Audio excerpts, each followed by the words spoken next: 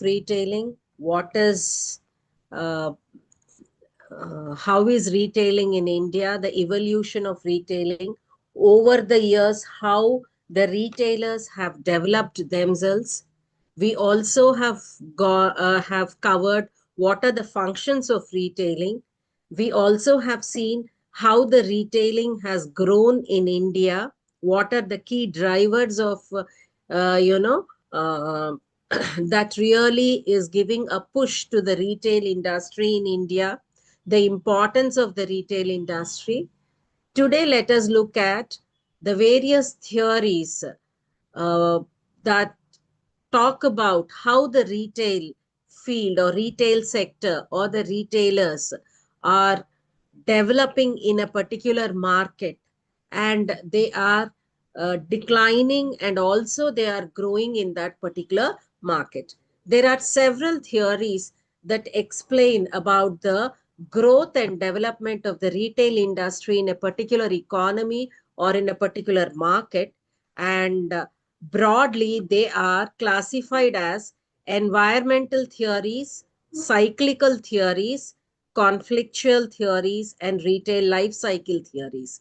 When we look at these environmental theories, we are talking about those theories which explain us, how the retailers operate in different environments, because the environment may be different in terms of availability of the technology in that particular area. They could also be different in terms of the learning of the people in that particular area, how mature those markets are, how much of concept of shoptainment are the people open to. Then we have the cyclical theories which talk about a cyclical approach where the retailers grow, the retailers exist, then the retailers develop into either generic retailers, or they develop into specialized retailers, and this cycle goes on over a period of time. Then we have the conflictual theories, where we are talking about retailers developing different types of strategies. At the same time, different types of, uh, you know, uh, they face different types of challenges that arise from their competitors, and they try to provide, or they try to come up with strategies, they try to come up with action plans to face that particular conflict or challenge or that particular competitor. Then we have retail life cycle based theories, where we say that as human beings pass through various stages, that is, they are born, compare it with introduction, then they grow, then they come to a middle age where it is it is the most fruitful and most youthful age and most productive age of the entire life. After that, they deteriorate, or what we call as the decline. So also we believe that either be it the firms, be it the organizations, or be it the retail industry or any industry, that also goes through a similar life cycle. And we have innovation, growth, maturity of those markets, and slowly decline in that particular structure, because there are alternatives that have developed in that particular market or in that particular uh, economy.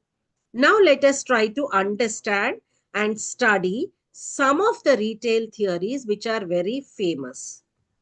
Now, at the outset, first we will try to understand the wheel of retailing theory. In the wheel of retailing theory, we are discussing, or it is believed that the cycle of existing new petty retailers, new retailers, and mature retailers goes on in a cyclical way. Uh, More and more number of retailers will be getting introduced into the market, and simultaneously there are mature retailers who may get into other businesses, thinking that these this particular retail field is not as remunerative, or some other company might be interested, or some other company might be looking in for an opportunity in that particular field. Now let us look at this wheel of retailing theory.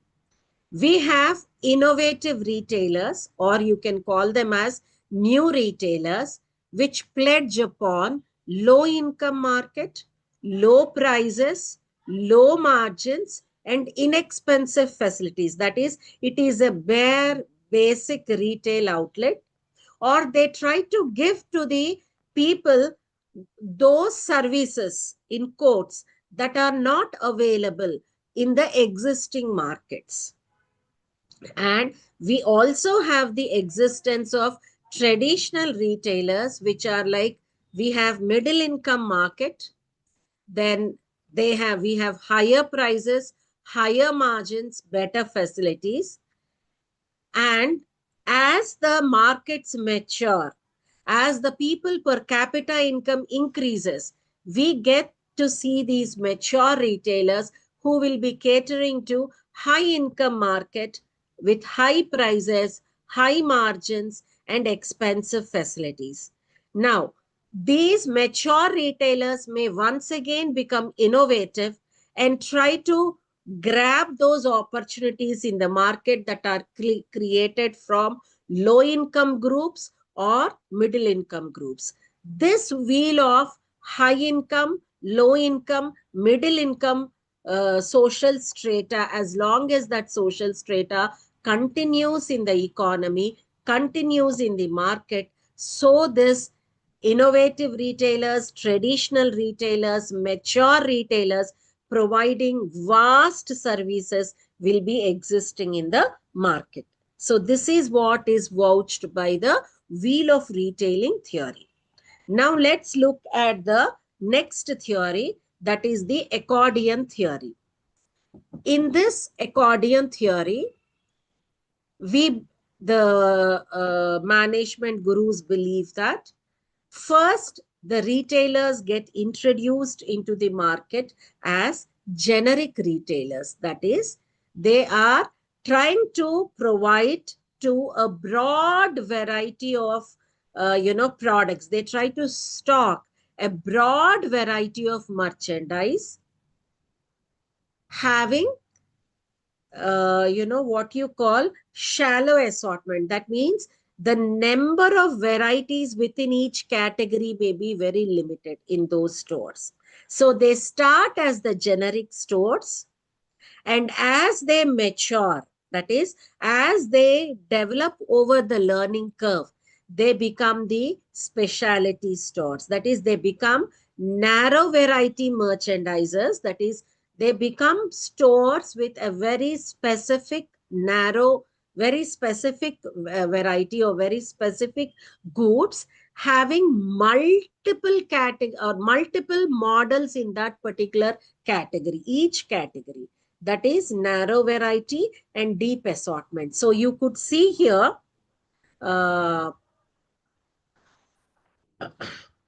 where we are talking about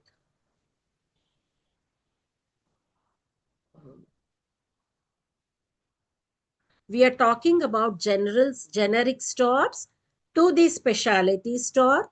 Once again, when this narrow variety becomes too narrow, and they feel there is a need to grow their business, they once again come down to the generic variety. That is, they may acquire another outlet, or they may open another outlet like a departmental store. For example, either you take Reliance or you take Tata's. You have got a range of different types of retail outlets in these, what you call, from these corporate houses. So you have, Smart Bazaar, which is like a departmental store. You have Reliance Digital, which is for appliances, various type of electronic appliances. So you can say that it's a specialty departmental store. Then we have got, Reliance Fresh, which is once again a general store for goods, groceries. Then we have got Reliance Trends or Reliance Footprints, or you're talking about, other stores which are once again very, very, in Reliance Footprints, you get only shoes, that too, limited variety of them. Fine. So, general store, specialty store, departmental store, once again they upgrade or they shift. Need not be always an upgrade, but they shift to specialty departmental store. Then they may go back to the discount, becoming a discount store. And then category killers are those big stores like Metro or Spencer's, which are hypermarkets where we have all products available or all products being kept in that particular store, and people can come and buy all varieties of stores. And after that, they try to develop into a superstore. Now, this explains the retail change based on cyclical fluctuations in variety and assortment. So we are talking about variety, that is different category of goods. That is goods in a kirana shop called as merchandise. So different category of merchandise being carried by that particular retail outlet, and within one category, what is the variety that is being put. That is, what are the different models and different kinds of varieties available under each category is what is called as assortment. And the availability of models is very, very small, then we call it as shallow assortment. If the availability of various models within that particular category is large enough, then we call it as a deep assortment. This is about the accordion theory. Now,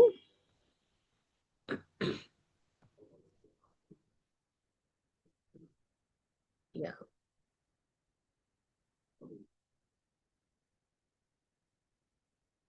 let us see the next theory.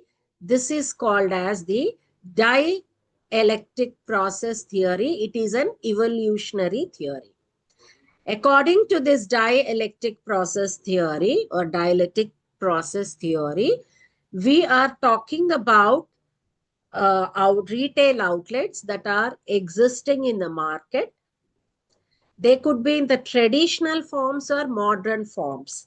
By looking at the retail outlets that are existing in the market, there comes a competitor who introduces that particular another outlet as a competitor or with opposite strategies that are to that of the already existing store. So we call the already existing store as the thesis. That is, it is the original form that is there in the market. So you can call them as traditional outlets that are already existing in the market. So the different kinds of these original forms existing in the market could be specialty stores, high margin stores, low turnover stores. Now, when I say high margin or low turnover stores, you're talking about, automobiles where each car they sell, they get a lot of profit out of it. While you are talking about a grocery store, there the profits are not so much on each unit. When they sell many units, then only they are able to get profit. But at the same time, a car is a specialty product or a car is a luxury, while your groceries are staple goods. So that difference will also be there. So low turnover goods are also like this. Adishwar is there, where comparatively the price of the electronic goods in Adishwar is of higher range when compared to that of the Bajaj Electronics or Vijay Sales and all. But that's a different strategy of their own.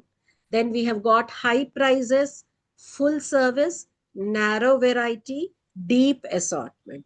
So these are some of the examples of the stores in their original form. Then we have the competitors who get introduced into the market with an opposite strategy to that of the already existing stores in the market. They could be discount stores, like we have seen in the past, Subhiksha as a discount store. But it is a painful example, because when they wanted to go for expansion into the north, they couldn't service their working capital, regular working capital. They got into a liquidity crunch like Big Bazaar, and Subhiksha got closed over the years. In the same way, Big Bazaar, not able to face the cash crunch or the liquidity challenge, they had to sell it off to the Reliance people or Reliance corporate house, after that. Now we have DMart as a discount store, and there are n number of outlets of DMart across. Then these are looking for low margins, and they try to sell more number of units into the market, so that when they sell few more number, they get the profit. These stores look at high turnover, that is, the item gets into the shop by at a very very marginal profit. They want to sell off that particular item so that they can restock with different types of more fresh products. Then these look at the low prices, and they are mostly self service, because at that low prices they cannot accommodate many employees. There is a broad variety of products. The merchandise is very very broad. Assortment is also reasonable. Fine. Now, looking at these two, that is the thesis and the antithesis, another new retailer might be interested to enter into the market with his own innovative retail format, which we call it as a synthesis, because it is the hybrid form of both the thesis and antithesis. This particular retailer will look into the plus and minuses of thesis, plus and minuses of antithesis, and they introduce a new format into the market. And this form is a newest form, which we call it as the synthesis. And this synthesis, the examples could be, they become the category killers. Now we have Balwart, that is Walmart store is there, then Metro is there, then Spencer's, hypermarket is there. Then we have Giant supermarket, where these we can call them as, our shopper stop for that matter, as category killers. Of course, Shoppers Stop may not come under this, because it is doing the business at an altogether different level, but still. So these have got modest margins, medium turnover. Once again, they concentrate on low prices. Yes, they give limited services. There is a narrow variety, but there is a very, very deep assortment of products. Now, this is what the dialectic process theory talks about. That is, there is the original form called as thesis. There is an opposite form called as antithesis, and a new retailer emerges in the market by taking in the advantages of both of these, called as synthesis. So let's try to understand the same. According to this theory, the established retailer negates some of the innovator's appeal. In the dialectic process, the established retailer is the thesis, that is already existing retailers. The newcomer who comes with his own format is the antithesis, and the newly revised format is the synthesis. The thesis Retailers have full product lines and full price, and the antithesis retailers have limited product lines, self-service, and discount price in the dialectic process. Soon, a new format, a new retailer called a synthesis retailer emerges, blending the full product line approach of department stores with the self-service and discount prices of the discount store. So this is what the dialectic process talks about, how retailers and different retail formats emerges in an economy or emerges in a market. Now let us see other theories of retailing. Let us look at the scrambled merchandising theory. According to the scrambled merchandising theory, this theory talks about those retailers who do not carry categories which align with each other or which are connected with each other. They have a number of different product lines which may not be connected with each other. That is, they may have a blend of groceries, a blend of lifestyle products, a blend of convenience products, and some specialty products also. They may have a shop in shop where they may open a small kiosk within the entire, within that big departmental store or within that big outlet, which is totally unrelated to the products that are carried in that particular outlet. That is, scrambled merchandising occurs when a retailer adds goods and services that may be unrelated to each other and to the firm's original business. But still, merchandiser feels that those customers who come for his original merchandise may need those other categories, and hence he may add it, either because he feels that will add sales to his outlet, or the customers may get interested to look at this varied variety and may increase the footfalls. This is about the theory of scrambled merchandising. Then we have the theory of the retail life cycle. As I have just noted, I have just presented to you, as human beings, though also the retail cycle goes through different stages. Introduction or innovation, you can call it, growth, maturity, and decline. A retailer, when first opens his stores, we can call that retailer is in the introduction phase.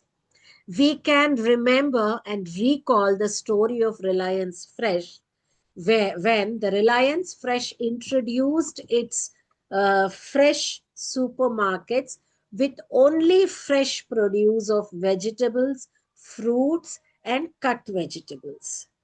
But for a country like India, where the vegetables and fruits are available in multi-channels, we have local markets, local stores, and local Raitu Bazaars, which are really selling fresh produce at reasonable or low prices. So competing with those markets, either in terms of price or in terms of freshness, became a very big challenge for Reliance Fresh stores. Second thing, they wanted to introduce exotic fruits, exotic vegetables, but the kind of social strata we have and the kind of variety we have in the existing available vegetables and fruits, that we may very seldom, that is very rarely, look into these the option of purchasing these exotic fruits and exotic vegetables. And please remember my comments in the previous class. that talks about the way we all, buy products is very, very different to that how we buy, how other people in other economies or other places, they are trying to buy the products. At the same time, you remember even this point that for these grocery stores, because these are FMCGs, people should buy regularly. That is, week on week, month on month, if they buy, then only the company will be into profit. So, immediately, Reliance Fresh people changed their format from only fresh produce to groceries and fresh produce. And it is doing great in the market. It has become a national chain catering to many states in our country. So that's how a small change in the format, a change in the strategy made Reliance Fresh, which was introduced into the market, reach its growth stage. Now, in the growth stage, the retailer avails itself of its competitive advantages and adds new product lines. If we look at more hypermarkets, or you look at Spencer's hypermarkets, or you look at Freshette hypermarket, you identify that there are so many other product lines being added to their original food and grocery categories or food and grocery product lines, that small kitchen appliances, plastic items, all these are available with them. That is, a common man on his regular monthly grocery list or on his monthly requirements, whoever visits those stores will be able to buy certain other, petty requirements of his family, avoiding his visits to other retail outlets. So that's where we talk about the growth stage. Then maturity comes when growth slows and sales reach a plateau. In this stage, retailers fight for market share and may cut prices, resulting in lower profits. Here we can see even Amazon.com also, being an online retailer, it has started with sales of goods, sales of books. Then slowly they expanded their, product lines. Now you name it, that item is there in Amazon, and they are catering to the requirements of people across the countries and across the continent also. So one can appreciate Amazon, without having a manufacturing unit or without having big warehouses or distribution centers, only by having collection centers and by taking the advantage of technology, they are able to reach and cater to the requirements of the potential customers. Then there is a decline stage where we have seen Subhiksha, we have seen, what you call Big Bazaar. We also have seen TMC, that is locally in Hyderabad, okay, where they eventually closed it. It was an electronics retail chain within the twin cities of Hyderabad and Secunderabad. And you also could see some other retailers, who narrowed down or who reduced the number of outlets, then who increased the number of outlets. For example, you could see, ITC Chaupal Fresh. They have introduced with 3 outlets in Hyderabad and Secunderabad, but eventually they thought it is not their cup of tea and they have closed it. So both sales and profits are low in the decline stage of the retail life cycle, and retailers suffer from a lack of competitive advantage. We are able to see even the Chandana brothers also. It had many outlets, but some of the outlets it has closed. It has narrowed down. It realized that some centers are not doing good for them. So they have closed their outlets in those centers and expanded the other outlets so that they can take the advantage of the local popularity that they have in those particular locations or in those particular areas. So this is about the retail life cycle theory.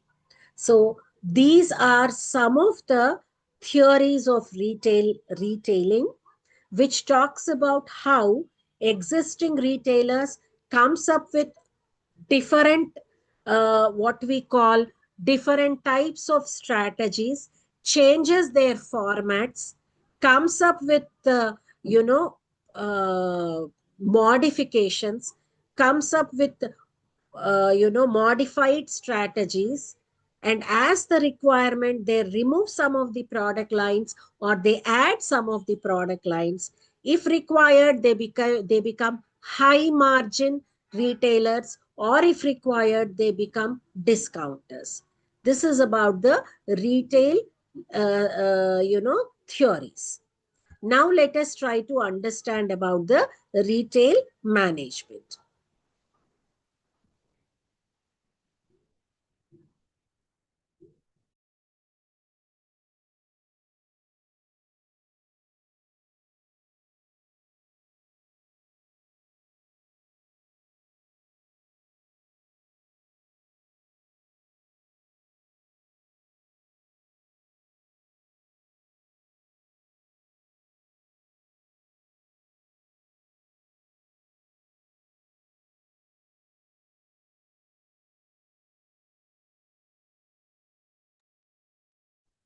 Yeah, sorry for the trouble. Now we have got the retail management, where we try to understand the concept. We have seen the definitions of retailing, we have seen the definition of retailer, we have seen the functions of retailers. Now let us see what is retail management and what is retail organization.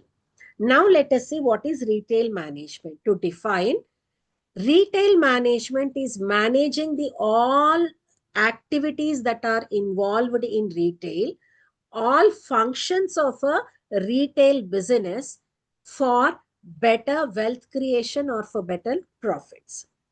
To put it in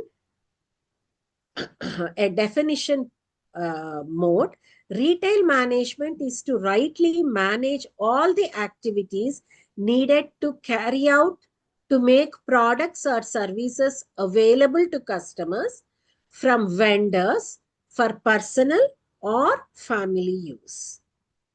So it carries all the activities that are done in a business, like raising capital, buying products and services, organizing accounting, managing information systems, managing warehouses, distribution centers, trying to develop new products, come up with new formats, and develop marketing activities and do manpower planning.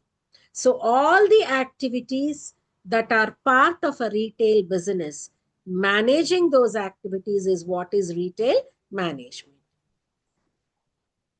Now, let us see what is the scope of retail management.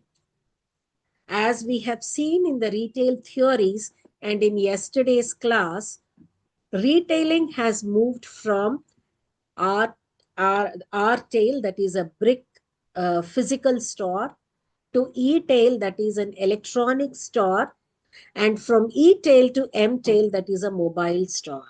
Okay. Now you're able to buy these products not only from the comfort of your laptop, you can buy the products from the comfort of your mobile also, from anywhere and everywhere.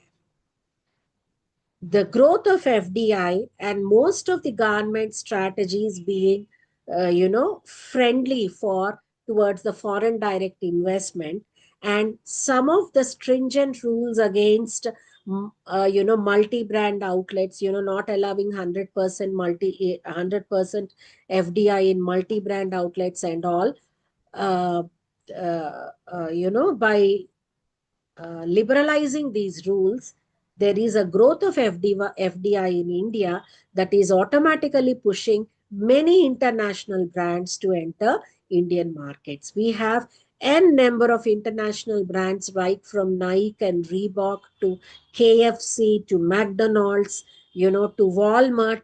All these people are trying to have enter into India, or they have already there in India, either with a joint venture with India, with a company in India, or directly having a outlet, that is a directly by uh, taking the foreign direct investment route. For example, if you take McDonald's, it is through franchisee principle that they have entered Indian market. Now, Indian retail is moving rather, you know we cannot say that it is dominated, but yes, there is a clear movement from preferring traditional formats to modern formats. Here I try to highlight a comment or a note of mine where I say that the existence of these traditional formats in our Indian retail sector helped us to fight the COVID time in a very successful way.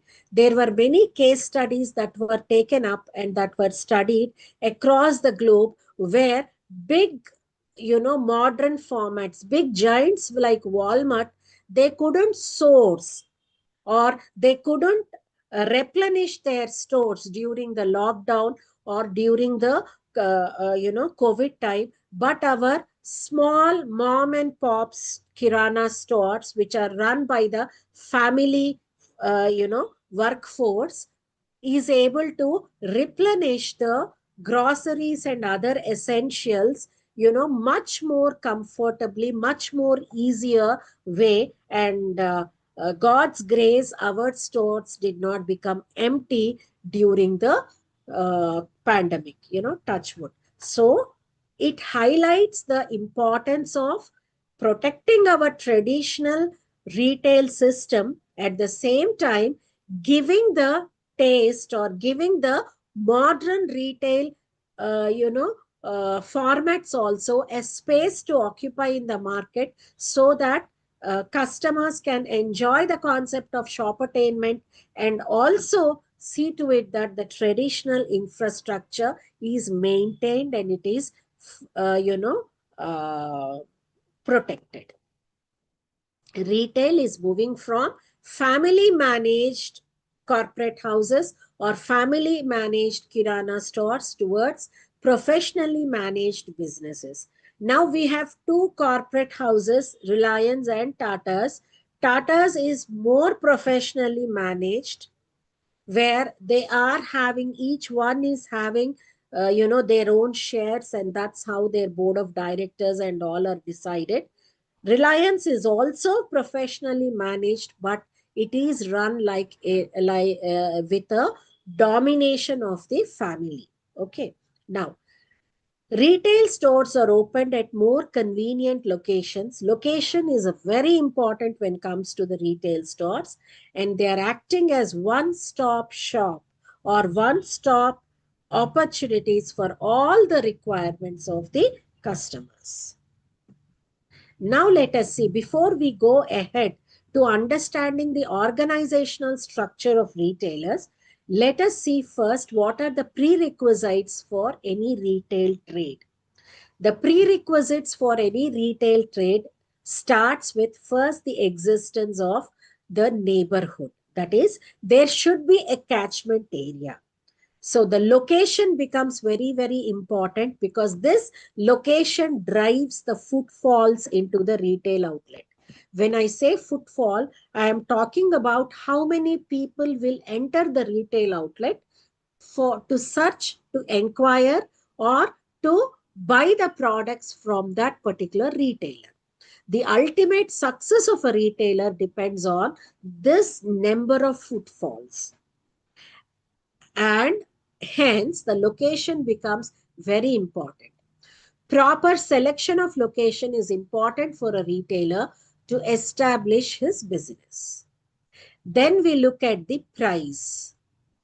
A proper pricing policy can give better results for a retailer if he can combine low prices with good quality to attract consumers. When I talk about price, we can see the success story of DMart, which is a discounter, which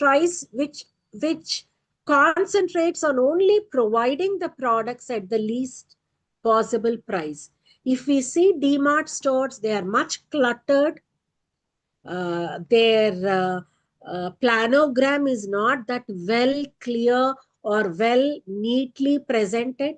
Still, because of that price advantage, and India being having, very price sensitive customers, it is able to succeed and properly function in the market.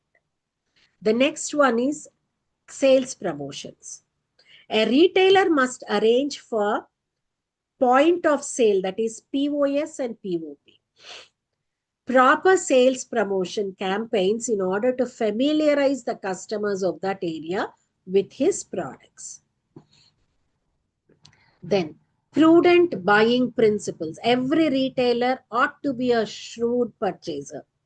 Either he goes with a centralized purchase policy or a decentralized procurement policy. Purchase policy is procurement policy. He should be very shrewd, very clear, and very, very price sensitive. Only price and quality sensitive also.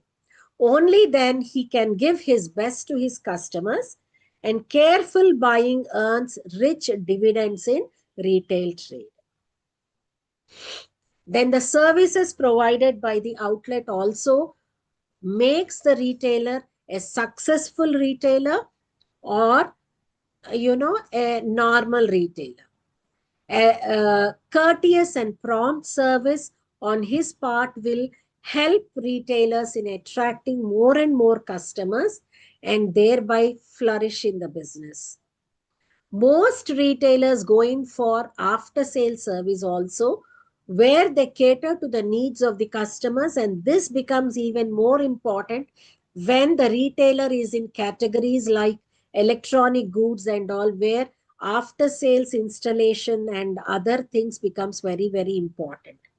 Any type of after sales support that the customers require, if the retailer is able to independently service it or advise the customers independently from his outlet about what to do and how to do, that will be a great add-on to his retail trade. The next one is the efficient management, which talks about better planning, organizing, and control. It is noteworthy to understand that 30% of the produce, let it be food and grocery or other things, is getting wasted or is lost because of either mismanagement, misorganizing, or shoplifting. Shoplifting means theft that happens within the outlet. And 30% is a very, very huge size, isn't it? And hence, planning, organizing, and control becomes very crucial for a retailer to have an efficient retail operations. A retailer should have a well-trained and adequate workforce to assist him in his business.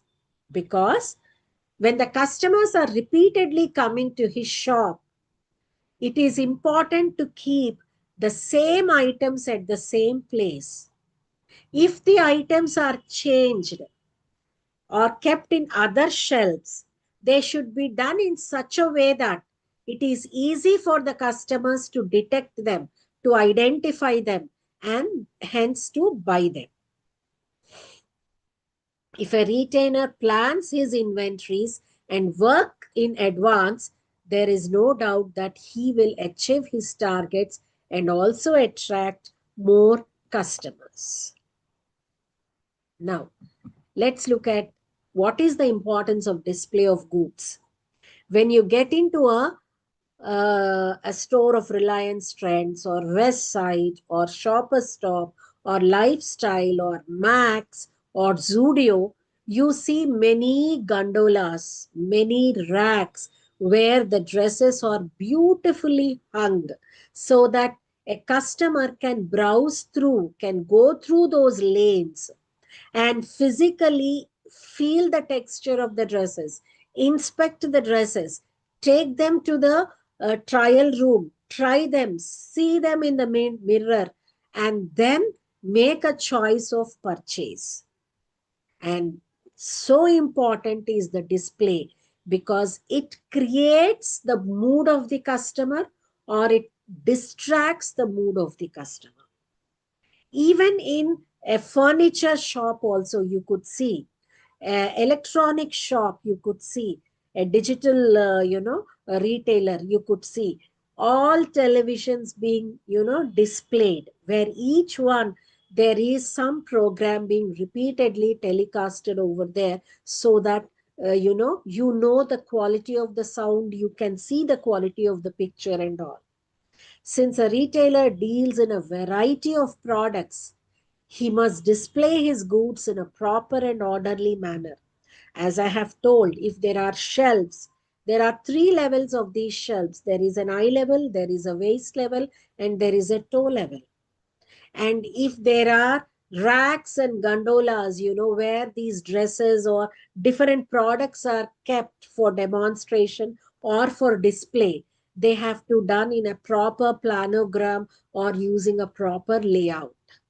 This will enable him to get what is required by the customer quickly and also help in attracting customers.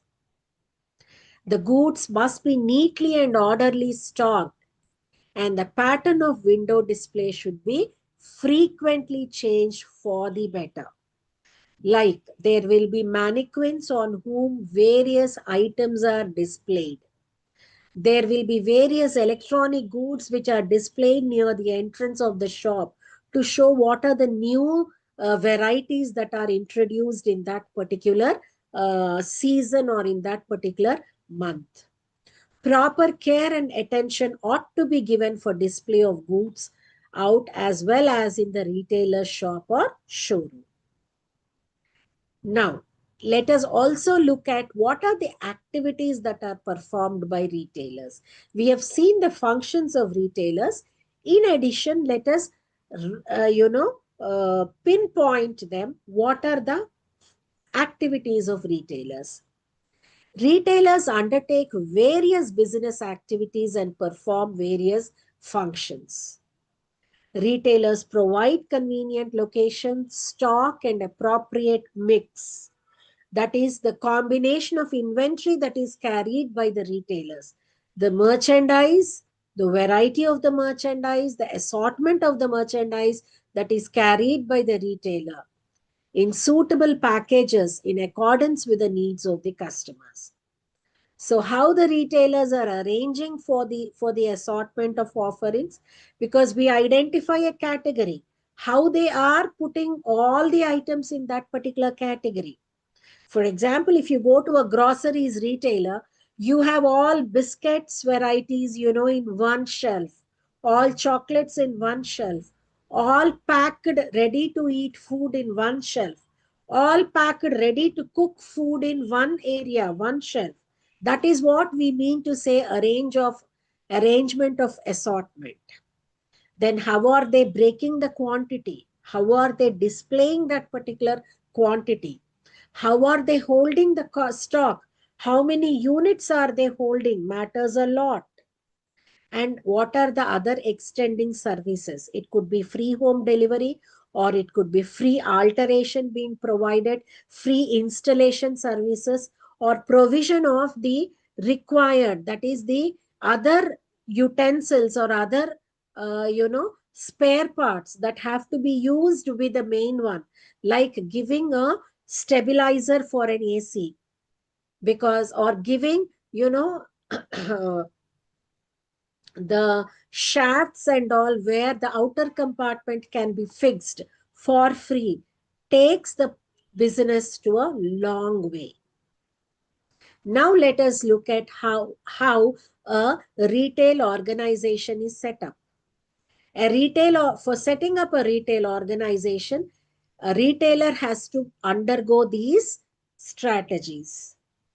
First one is they have to identify the specific task. Are they are their outlet a standalone outlet? Is it a departmental store? Or is it a chain of outlets? Or is it a national chain of outlets?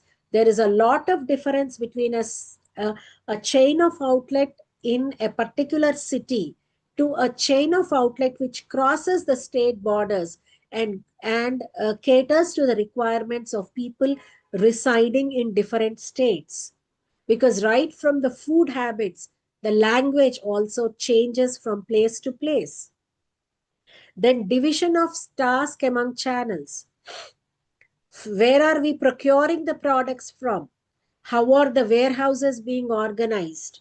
Where are the distribution centers? For example, if you take More Outlet has got around 86 stores or 80 plus stores in Hyderabad and Secunderabad. And for this, they have lot of all their distribution centers lined up at Gundla Pochamma village on that Matechal road.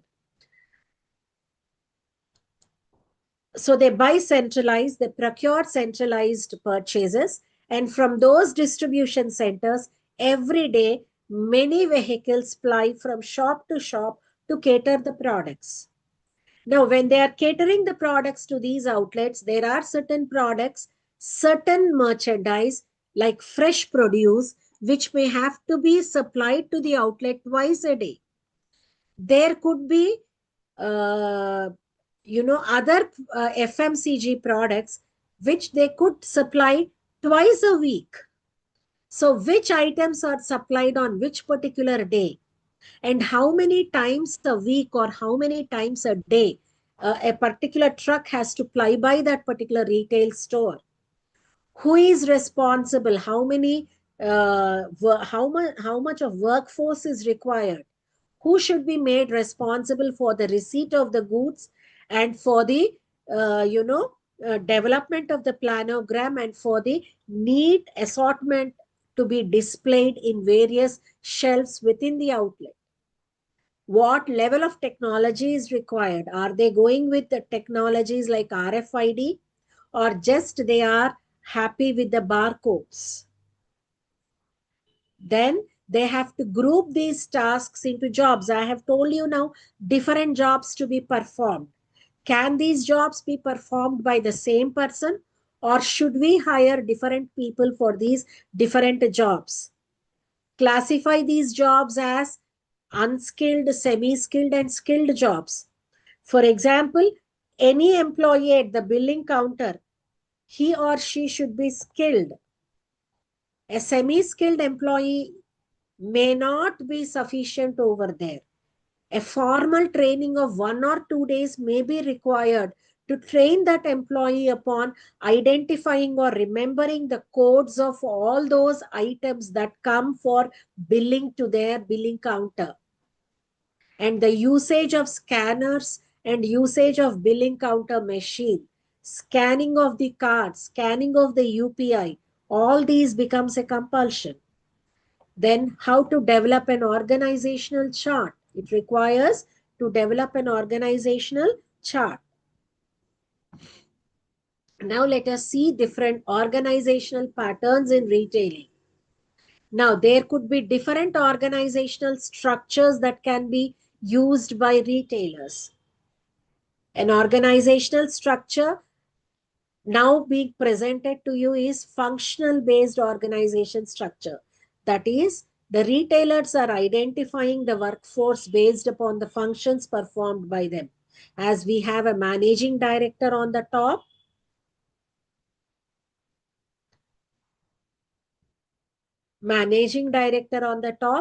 then we have an inventory manager, HR manager, sales promotions manager, store operations manager, security in charge, and we will be having helpers, working under each manager. or they can go with a grid line or matrix structure that talks about a mixed pattern of organizational structure. In addition to these functional, identifying these functional heads, here there is a need to identify uh, the support activities performed by various uh, personnel, and also the location of that particular store, especially nowadays retailers being becoming national and international chains.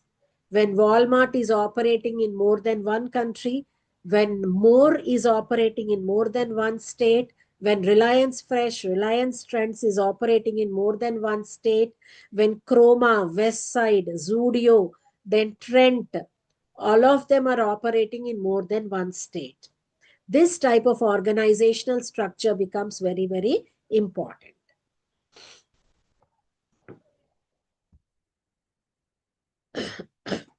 Then now let us look at the factors that influence the organizational design and structure. Now, when an organizational structure is decided, before we decide that organizational structure, there are some factors which will directly or indirectly influence the organizational structure and also the design of that.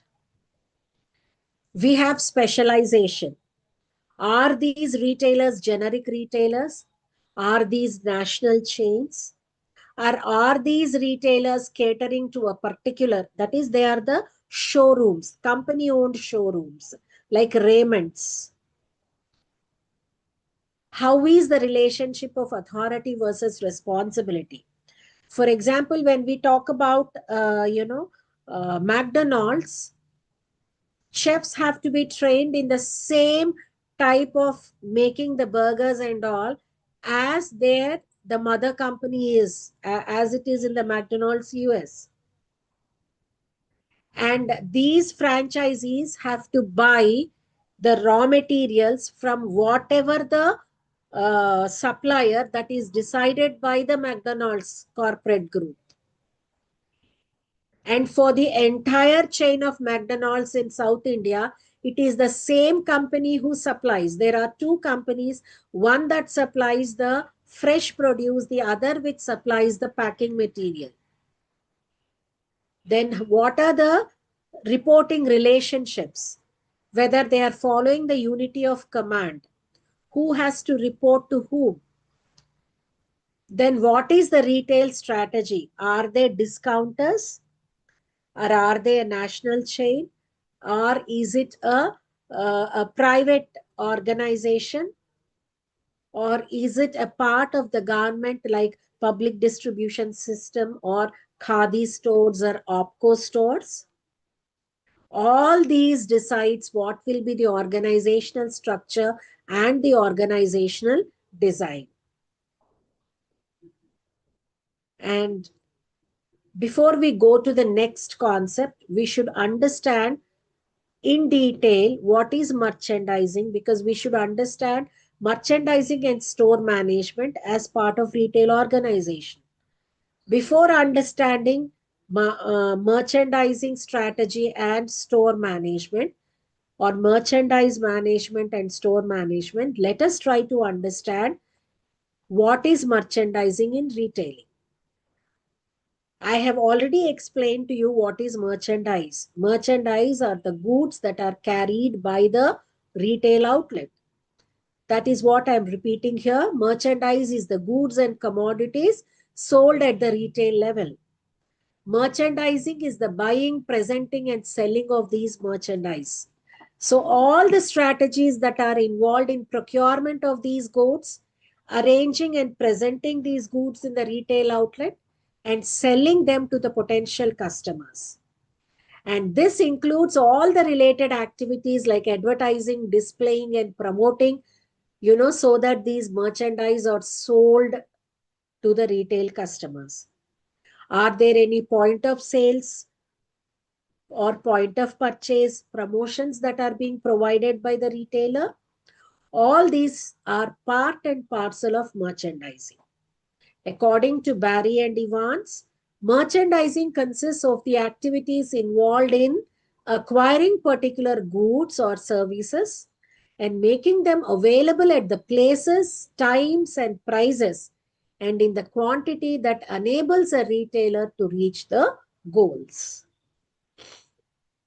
There are different types of merchandise. Like we have staples. Staples are our compulsory goods, like our food and grocery items, our hosiery, those which we buy regularly on a month and month basis. Then we have fashion merchandise, like what all the cosmetics we buy, what all the textiles we buy, and they change from season to season. Then we could have some fad merchandise also.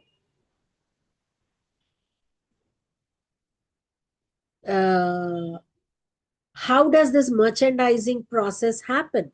Merchandise procurement process. When we look at the merchandise procurement process, there are 7 steps: to identify sources of merchandise, to evaluate the identified ones in order to select the best ones, to negotiate with them for best quality, price, and range of products, to finalize the purchases and replenishment policies. That is, when are the outlets replenished? As I told you, is it twice a day, or is it twice a week, or is it daily, or every 15 days? How the replenishment happens, and in what quantities does it happen? Receiving the actual stock of merchandise and displaying the same in a pleasant manner inside the store, the reordering of the merchandise, and re-evaluate for any shortcoming in the process. Okay, friends, let us continue the class in the next session. This almost completes block 1 of our retail management, the first part of our retail management. Thank you.